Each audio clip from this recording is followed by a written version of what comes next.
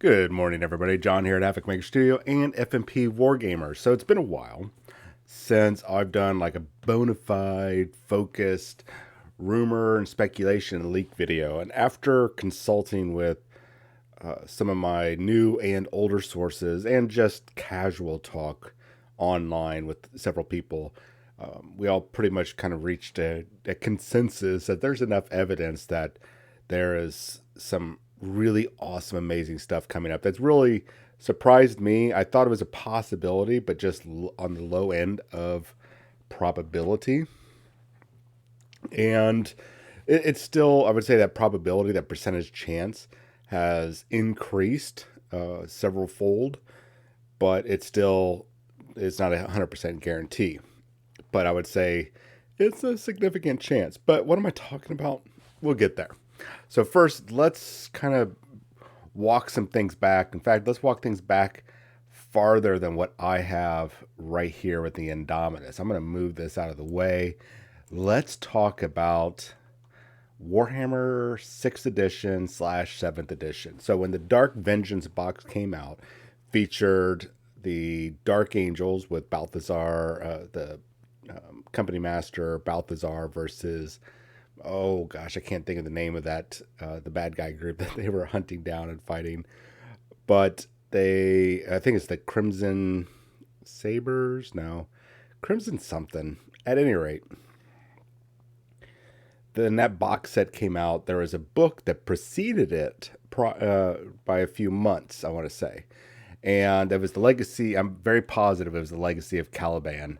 And in that book series, I believe it was the very first book. It might have been the second book, somewhere along that series. It might have actually been the Raven Wing book, that they featured a host of new vehicles, new troop types, or at least expanded upon existing troop types that we really didn't have a whole lot of information, but it was such a grandiose, basically it's just a big advertisement. I'm talking like using He-Man and the Masters of the Universe, the old 80s, 82, 83 cartoon to sell toys level of advertising for upcoming product. It was basically a product sales catalog for new stuff and a way to do a sneak peek or a leak without actually doing anything online. And if you'll remember, sometime after that, we got a host of new Dark Angel stuff. I think it was the first codex for 6th or 7th edition. Might have been for both the Dark Angels and the Chaos Space Marines of the, I don't know, it could be the Crimson Dawn. No, it's not Crimson Dawn. It's something else. At any rate, so we got new vehicles like this, which is what is this thing called? The Dark Shroud, and there's an alternate version of it. We also got the Dark Talon and its alternate version. So we got some really cool vehicles and other things that came out of that whole novel series in miniature form. I thought it was really brilliant marketing at the time. I was working for Games Workshop, and I was a little disappointed because I had to read the novel to realize that we have some amazing stuff coming out and people are going to go crazy over it. But they didn't tell the employees, hey, by the way, we got this amazing stuff coming out. And it's like, all right, well, you got me. And I was very happy that we found that information. And it was that moment, or approximately that moment, that I decided I wanted to know more. So that's when I started putting my little feelers out, building up a network of people, first starting out with places, eventually with places like Spiky Bits, and not Spiky Bits, but Fate 212, Garo, and a few others that we were networking behind the scenes, mainly in regards to Horus Heresy, but for Games Workshop stuff. And we were sharing information back and forth. And and since then, people have come and gone inside that network. I don't even think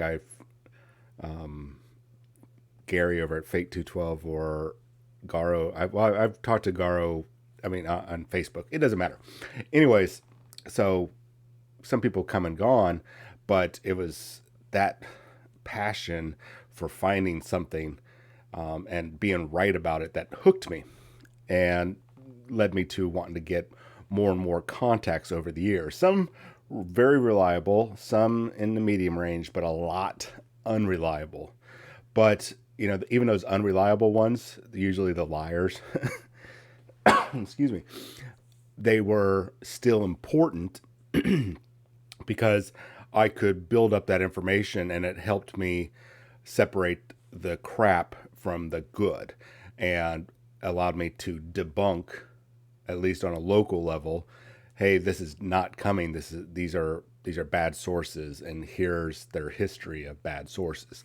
So I was, it was a long story short, it was a great time when I read that novel, and it launched my digging into leaks and bleeps and radar sweeps. So fast forward, we're going to take a look. We're going to fast forward to Urban Conquest. Urban Conquest was 8th edition, and basically a campaign city fighting system. Probably their best campaign system that they had actually put out. That it was a great box set, came with a massive assortment of stuff to run campaigns in a better way than what the actual rule book was providing.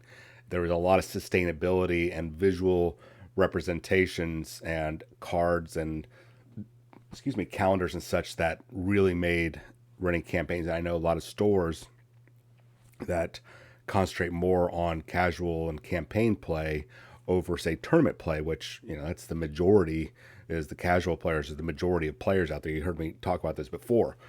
And this was probably one of the best boxes, best sets that they've ever put out. So why is this important? This is one of the things that when this came out, we were predicting based off of this that you can see down here in the archway. I don't know if you can see just to the left of the ultramarine symbol, ultramarine shoulder pad here. You can see coming out of the archway is a big bulbous spider-like creature, and we were like, "What is that?" It's probably just some sort of chaos construct. But Games Workshop at this point in time was like, "Hey, we're just going to be really showing off stuff that's coming." And sure enough, we were right. That was going to be a new vehicle, and at this point, everybody was scouring every bit of artwork. Anytime there was a White Dwarf magazine or something leaked online from Games Workshop, we were looking at it, checking the background images. Even when 9th edition, which we're going to get to, same thing. When 9th edition was released, we were just scouring that, going, is that something new? Yep. Nope. Yep. That's something new. And we were right, because that right there ended up being the Venom Crawler. Where's the Venom Crawler? The Venom Crawler for Chaos Space Marines. We were right there as well. And I know there's a couple other things in between 9th edition and say the Urban Conquest, but we were excited because when Shadow Spear came out and we had the host of new models, we were very happy that we could correlate a previous thought to that, or a post thought. Regardless, we're like, holy crap, now we need to look even harder at these things to see where Games Workshop's hiding things. So 9th edition rolls around, and it wasn't so much that we saw 9th edition, a lot of imagery in the background. Psychic Awakening, for anybody that has listened to my videos, my thoughts on Psychic Awakening. I thought it was a cool concept, very awesome, great initiative, poorly executed. It was a money grab. It really was just a money grab. I think it was poorly executed. It was a crap story, and it should have gone into something more grandiose than what we did. It was building up to this massive event, and it's like, I don't know, you're getting to the chorus, you're getting to that guitar solo, and then all of a sudden power goes out and you got nothing. It's just dead silence. And that's what happened story-wise with Warhammer 40,000. Psychic Awakening, $40 books or $30 or $40 books that told a patchwork assortment of stories that went nowhere. And when we got to Indominus, it just petered out. There was nothing. And I don't even see it in any of the novels right now, or even any of the excerpts that I've read, or anybody who's read most of the novels right now. It's not going anywhere. So it was a money grab. And it's not something I personally appreciate, but I know others do. But during that time, we've commented on. I missed this though. Other people had commented on afterwards or during that Robin Kudus, one of the lead designers or the lead designer for Warhammer 40,000, was missing in action. His normal activities were in White Dwarf magazine. We would see him pop up well, mainly those articles and stuff. But he pretty much went radio silent. And we figured, oh, he's just working on a project or he's just moved to a new department. At least that was my thought. Turns out he was chomping away at Indominus Box, and we got our 9th edition. And we knew that Psychic Awakening was going to launch a new edition. Well, I take that back. A small percentage of us thought it was going to happen. A larger percentage said, or another probably similar size was like, yeah, it's possible, but I doubt it. And then there's the larger community is like, no, man, 8th edition is awesome. There's no reason for us to get rid of 8th edition. It just came out 3 years ago. There's no way that Games Workshop is going to get rid of 8th edition to make a new edition. That would be silly. Yeah. Well, how'd that work out for you guys? And I'm not rubbing that in like, haha, but it didn't work out so well. Maybe you should listen to people that know what they're talking about. Anyways, so what does this have to do? What is this brief history? What is this about 9 years worth of history that I just laid out from 2012 to 2020? I guess that'd be 8 years. Well, let's talk about the Beast Snagabox. So I've got this image right here. I pulled it up. I actually pulled this image off of the Spiky Bits. So full credit to the Spiky Bits Reddit poster that put it up. It was just easier for me to do that instead of taking a picture with glaring lights that I've got right here. But what I want to focus on for you guys is that there's not a whole lot new here orc-wise. All these models have been accounted for. There's nothing new orc-wise that we're really seeing.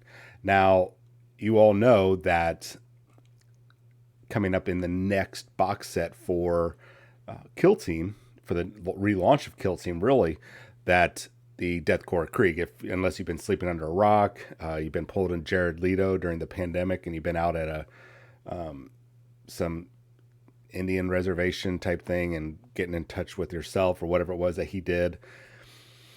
Unless you've been totally out of touch, Death Korps of Krieg are getting plastic models in the next Kill Team box. So what does this have to do with anything? Well, Games Workshop doesn't really do a whole lot these days without purpose. And all these orcs, like I pointed out, all the orc vehicles, the orc models are coming to life. And if you see down in the bottom, we have Death Korps of Krieg infantry. But over here on the left side, we have Death Korps of Krieg riders. They're outriders. I forget what they actually call them, but they're mounted cavalry. And you've probably seen videos on YouTube, but good luck on finding those YouTube videos now because Games Workshop has been pretty much on a blitz attack against any content creator out there. Absolutely bonkers crazy. I'm working on a video for that, but I'm trying to get it edited so it makes sense. But the Death Korps of Krieg have probably the best cavalry model out there, and I think overall their best cavalry unit in regards to Imperial Guard. The Rough Riders or Outriders, I think they're called Rough Riders. Outriders is for Primaris Space Marines. But they have Forge World models, and God, they're such gorgeous models, but they're really hard to come by unless you go to a recaster, which that's what I think most people that have Death Korps of Krieg are recasted models. And that's probably where they took the biggest hit. And that's might be why they decided to make them plastic. It's like if we make this plastic, multi-part plastic kits, people are going to go crazy and we're going to buy them in droves. Okay. Fast forward back or come back around to reality. They don't do things without purpose. So there's a banner bearer guy. You can see that kind of in the middle of the picture there. But the Rough Riders, the cavalry option for Death Korps of Krieg in this image, as I'm looking at it, as you are looking at it, does this mean that it's going to appear in plastic? No. but the probability now shifts from being on the low end, let's a generous 10%. I would say put it at about a 65, maybe even 70% chance that we are going to see that in the near future. And near future, I would say the next 9 months. I would say probably sometime after the first of the year, probably revealed at the Las Vegas Open. That is my suspicion. Las Vegas Open, we're going to see a wave of Death Korps Krieg models. That's my suspicion. And if it's true, I'm going to remember this video and we're going to come back and we're going to relive this moment and I'll be like, haha, I'm right. And if I end up being wrong, all right, I'll put my foot in my mouth or take it out or whatever, eat crow on this.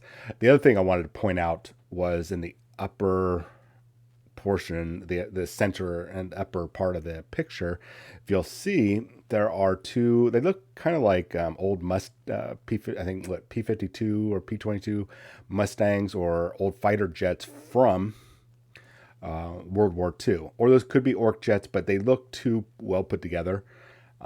I think that we might be seeing some that very well could be a non-Orc vehicle that actually. Well, now that I look at it, never mind. I've got a closer image here. Those are the Orc fighters. But could we possibly see a new type of fighter for the Imperial Guard, for the Death Korps Krieg? I think so. I think we might get an actual dedicated gunship. Maybe not the Vulture like some people would like, but I could see them doing the Thunderbolt, which is a fan classic, or maybe the Lightning. But I could see definitely. I could see the Thunderbolt. It's a great ground support vehicle. It's basically the Imperial Navy / Imperial Guard, because they both use it. Their version of modern day United States A-10 Warthogs. A great air to ground fighter with bombs and missiles and Gatling guns and all sorts of things.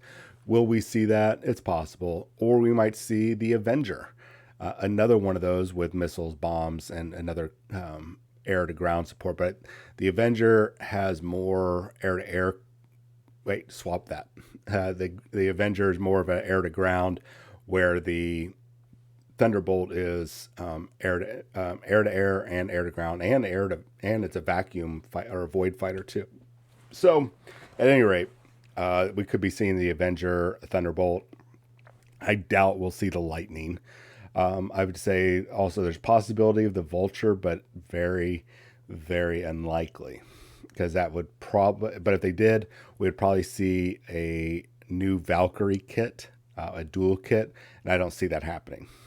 So, is any of this going to happen? Are we going to see a host of Death Korps Krieg models? I think so. I think we've got a high possibility, like in a 60-70% range, that we're going to see more than just the 10-man veteran squad that comes in that box. And if you're worried about missing out on that kill team box and those amazing commandos and the Death Korps Krieg veterans, if you're not aware of it, they're going to be sold separate afterwards. So do yourself a huge favor. Save that money that you would be spending on eBay to get those if you're not able to get the box set right now, because those scalpers are going to be charging double, triple, even quadruple for these things that are going to be coming out within about 4 to 6 months of the Kill Team box. I would say even by Christmas time, we'll see them released, if not by the first of the year. So save yourself that money, because if it's double, triple, even quadruple, that means you're missing out on buying multiple boxes just to buy that one box. Save yourself the trouble, stick it to the scalpers, and get your plastic crack later. Anyways, let me know what you guys think about this. Am I right? Are we going to see Death Korps Krieg, Cavalry, and other models? Do you think we're going to see some flyers? Yes, I was wrong about the flyers in the image. Once I got a closer image of the box art right here in my hands, I should have looked at that prior. But do you think we're going to see the Avenger or the Thunderbolt, or maybe even somehow a dual kit for those? What about the Vulture? Do you think we'll see some tanks? I'd like to hear your speculations, your comments on this. put it down below. And while you're on your way down there, give it a thumbs up, thumbs down, preferably thumbs up. Hit the subscribe button. And depending on which channel you're watching, do me a huge favor. And there's a link below for the opposite channel. Just jump over there and hit the subscribe button there. Because more subscribers means more money coming in, more money comes in. I turn that around and turn that into product to give away for you guys. On now, it's going to be monthly giveaways.